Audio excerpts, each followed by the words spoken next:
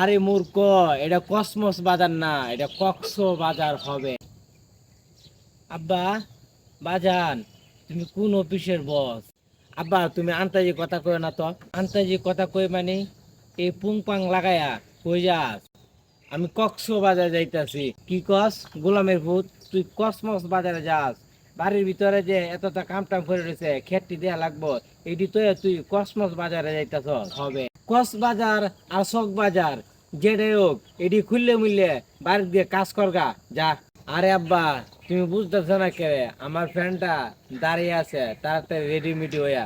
এত কথা কয় না, 5,000 টিয়া দাও। কি কইছো বাজান? আবার কৌতো দিহি। কি কইতাম, আমার 5,000 টিয়া লাগবো, চালু 5,000 টিয়া দেও। সর্বনাশ বাজান, কি কও তুমি? 5,000 টিয়া চাও? বছর শেষ, একটা টিয়া আমার হাতে নাই, আর তুমি 5,000 টিয়া চাও? 5,000 টিয়া তোমার ফুটকিতে বইরে দেবো করে দিলাম। এখন কি তুমি 5,000 টিয়া দিতা না? না, আমার কাছে টিয়া টুয়া নাই, আমি দিতাম না। তুই কিতা করবি? দিতে না? তুই তোর মারে কগা যা দিত। আরে আমার টান চাইছি, আমার টান নাই, না থাকলে নাই, চালায় গার্মেন্টস হয়ে যা। আমি গার্মেন্টসে যাইতেছি। এই মাসে আলি বেতনের টেয়াটা তুমি চাই, এই মাসে এই সব টেয়া দিয়ে আমি কক্সবাজারে যাবো। যা, তুই যাইস।